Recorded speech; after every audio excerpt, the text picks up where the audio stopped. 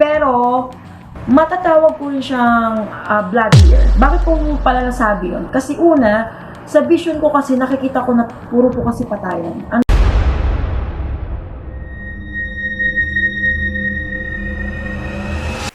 Hello po mga Kapi-TV, sa video na ito ay tatalakayin natin ang masasamang pangitain sa lugar na ito ayon sa mga visions ni Madam.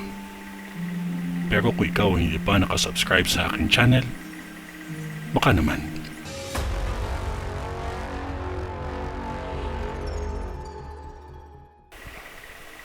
May nakikita akong krimen na magaganap pa lamang sa probinsyang ito, lalo na sa lugar ng Lipa.